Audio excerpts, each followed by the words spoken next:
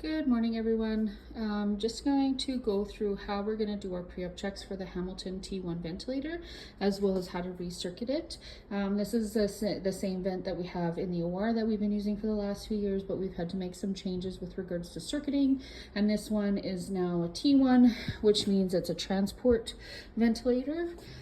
So we can use it to transport the patient with EMS. So we are part of a trial site with Camrose, where we would take the patient and put them on the ventilator, and then EMS ground crew will take them to the city on the ventilator. They will return it to us. We will recircuit it with EMS and then restock all the equipment. So we're just going to kind of walk through that process. So the first thing we're going to do is turn it on. Once it's done its little operational check, when it turns on, we're going to go to our pre-op check. You can see that there's three things that we're going to test for. So leak test and flow sensor. O2 sensor does get checked, but only once a month. So every day we need to do the leak test and the flow sensor test. And then the O2 sensor, I'll just make sure I do once a week. So the first thing we're going to do is we're going to take this little thing that's usually located on the side of the ventilator off, and we're going to put it on to the end of the circuit. I'm working with just one hand, so just bear with me. So we're going to put that on. So it goes like this. Okay, so the first pre-op check we're going to do is the leak test. So we're going to turn it on and we're going to follow the instructions here. So it says disconnect patient. When we're checking an actual breathing circuit, we're going to wear gloves, but this is just a training circuit. So we want to try and keep this as clean as possible. We're going to block the circuit. It's going to blow air through the system to make sure that there's no leak. Okay, looks like it's going to pass. We got a green check mark. We're good to go. Okay, the next is our flow sensor test, and basically what we're going to do for that, we're going to disconnect the patient. We're going to insert the flow sensor, so we're going to make you a little dizzy. That little added piece only gets used for this flow sensor test. It doesn't actually get used on the patient. So it's going to amp up the flow, and it's going to check for volumes and pressures so that we know that when it's on the patient, it's actually picking up that the patient is having high pressure alarms. It is a little more whistly than the old one. So we're going to flip it back like it says in the instructions.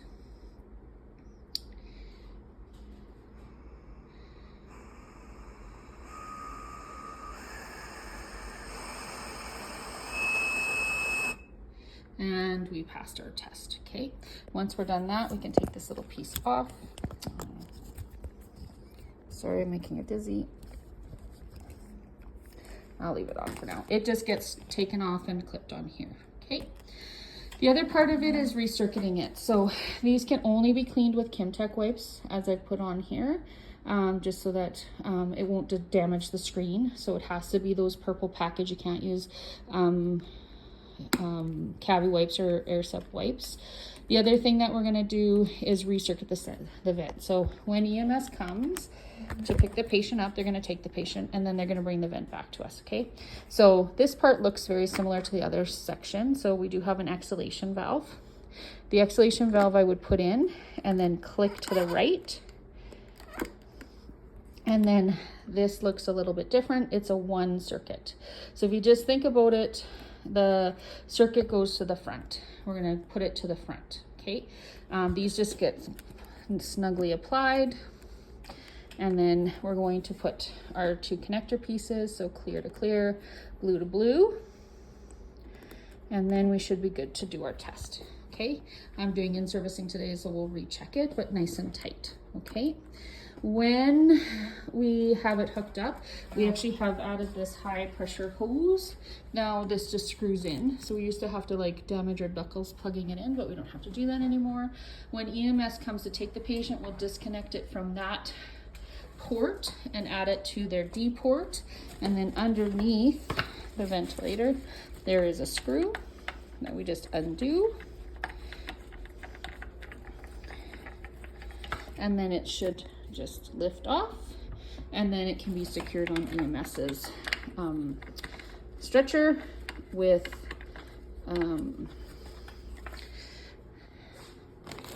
their securement device, which is this thing here.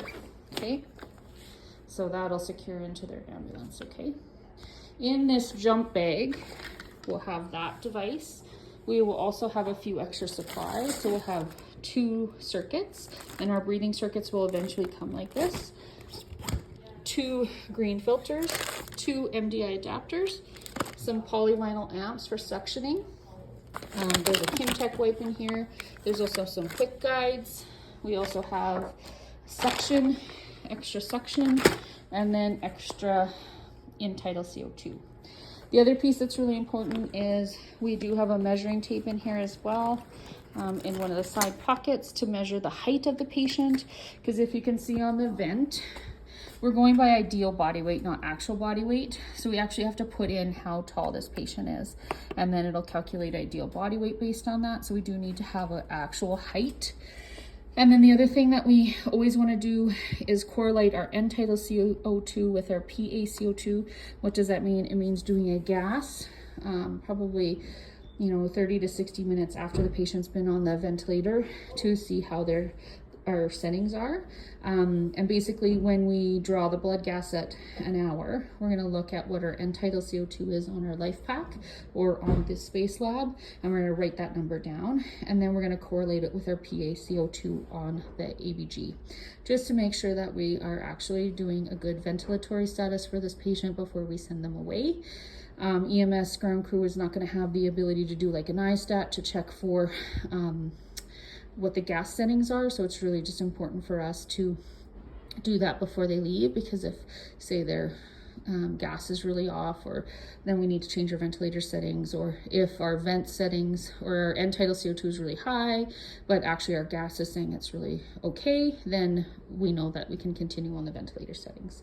So that's just a quick little in-service. If you have any questions or concerns, please feel free to reach out. Take care. Bye for now.